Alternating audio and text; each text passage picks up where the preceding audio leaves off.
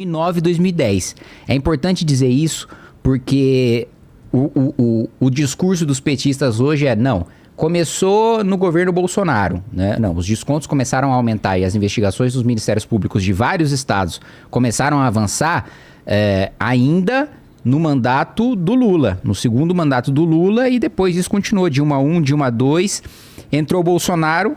Você, Vilela, e quem me conhece sabe que eu não tenho nada de bolsonarista, mas eu não vou criticar o Bolsonaro com base numa coisa que ele não fez. Pelo contrário, no governo Bolsonaro teve uma medida provisória para que você tivesse a renovação, para que o aposentado tivesse que renovar aquele desconto com a associação de ano em ano.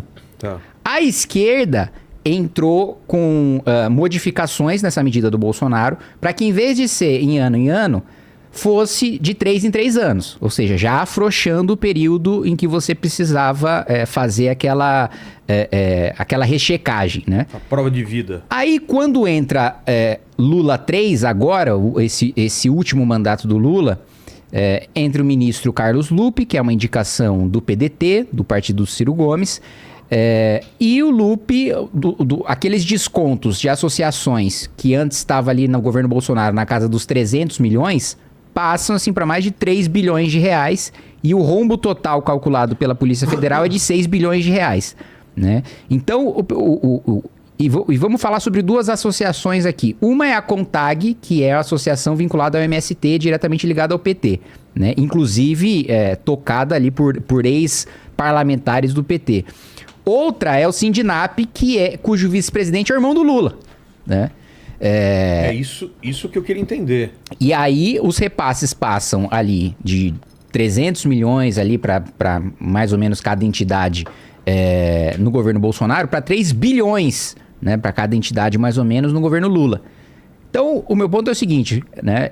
Como eu disse, não sou bolsonarista, mas também não vou criticar o Bolsonaro com base em mentira, como o PT está fazendo. Por que diabos Bolsonaro iniciaria um esquema para privilegiar uma associação do MST ou para passar dinheiro para a associação do irmão do Lula? Isso não faz o menor sentido. Pois é. Outro dado prático que o Arthur colocou aqui. Se então a responsabilidade é do governo Bolsonaro e é um escândalo do governo Bolsonaro, por que os deputados do PT não assinam a CPI pra gente ir atrás do Bolsonaro?